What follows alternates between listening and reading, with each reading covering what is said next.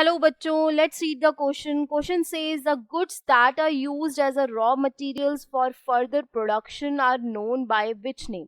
तो सबसे पहले तो यहाँ पे हम समझते हैं कि क्वेश्चन कहना आपसे क्या चाह रहा है. क्वेश्चन सिंपल सी भाषा में पूछ रहा है कि ऐसी गुड्स जो आपकी रॉ मटेरियल की तरह यूज होती हैं प्रोडक्शन में और वहाँ से फर्दर प्रोडक्शन के लिए उसको हम क्या बोलते हैं.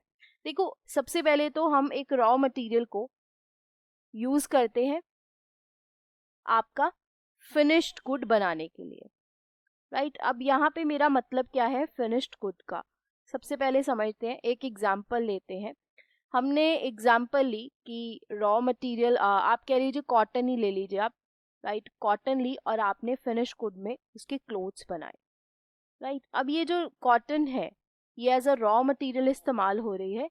इसका नेम हम क्या कहेंगे? क्या हम इसे फाइनल गुड कहेंगे? नो, फाइनल गुड वो गुड्स होती हैं जो लास्ट में आपको मिलती हैं एज अ रिजल्ट, जैसे कि कॉटन के क्लोथ्स.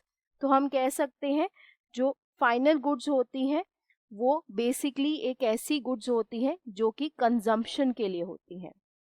मतलब कंज्यूमर जो है उसको कंज्यूम कर सकता है, आपका यूज कर सकता है, या आप कह लीजिए कि ये इन्वेस्टमेंट पर्पस के लिए होती है, मतलब फाइनल यूज के लिए होती है. सिंपल सी भाषा में फाइनल यूज के लिए. तो हमारा ये आंसर नहीं हो सकता. कंज्यूमर गुड्स वो होती हैं जो कंज्यूमर गुड्स यूज कर रहा होता है. मटेरियल गुड्स की ऐसी कोई कैटेगराइजेशन नहीं है, बट हाँ यहाँ पे एक और आती है जिसको आप बोलते हो प्रोड्यूसर गुड्स. प्रोड्यूसर गुड्स वो होती हैं जो प्रोड्यूसर्स के द्वारा, जो प्रोडक्शन कर रहे होते हैं उनके द्वारा इस्तेमाल की जाती हैं. बट जब आप इंटरमीडिएट गुड्स के बारे में बात करते हो, इनको हम कहते हैं ये एक ऐसी गुड्स होती हैं जो फाइनल प्रोडक्ट्स बनाने के लिए इस्तेमाल होती हैं. तो हम कह सकते हैं all goods which are used as a raw material,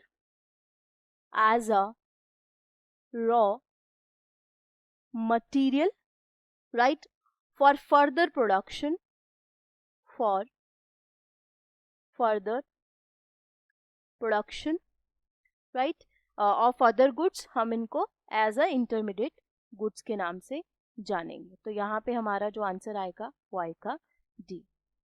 answer is D. I hope you understood the question well. Thank you. Best wishes.